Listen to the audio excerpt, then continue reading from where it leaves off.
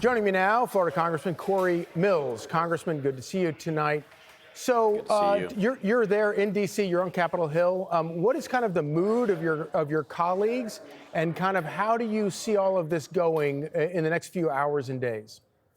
Well, look, I feel confident that the president's one big, beautiful bill will continue to go through. I think that we're letting perfect be the enemy of good here. And while I agree that we have to continue to keep our foot on the gas when it comes to going after waste, fraud, and abuse, we have to look at necessary cuts and over expenditures within the federal government. Let's go over the top three things.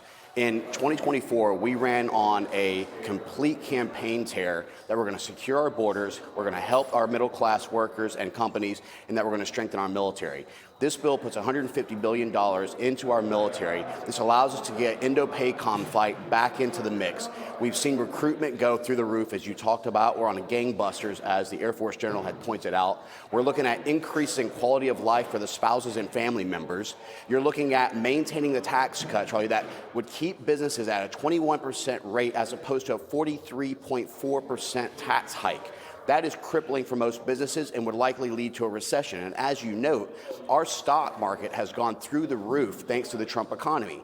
When you look at the border funding that goes to helping us continue to secure our borders, where already apprehensions are at a 600% increase in child and human sex trafficking and fentanyl as an all-time low, I don't see how Democrats aren't so, adamantly against this when there's so many Republican wins under the Trump administration. It's really interesting that you mentioned that, and I'm kind of amazed listening to all these Democrats talk about how many people are going to die, how many people this bill is supposedly going to kill. Of course, these are the exact same people who sat by for years with That's a right. wide open border and watched the people that their policies invited to our border and allowed into the country to murder, rape, and assault American citizens.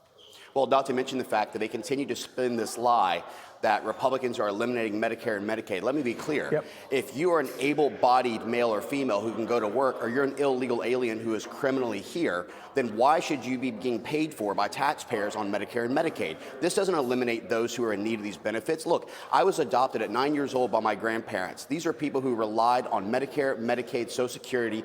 When my grandfather had quadruple bypass, he relied on disability. You think that I'm going to touch any of that to hurt our elderly or to hurt those who are in need? Absolutely not, and neither is any other Republican. What we will do, though, is stop the waste, fraud, and abuse by able-bodied men and women who are taking advantage of the benefits, or criminal migrants who are here and who are on benefits that they're not deserving of.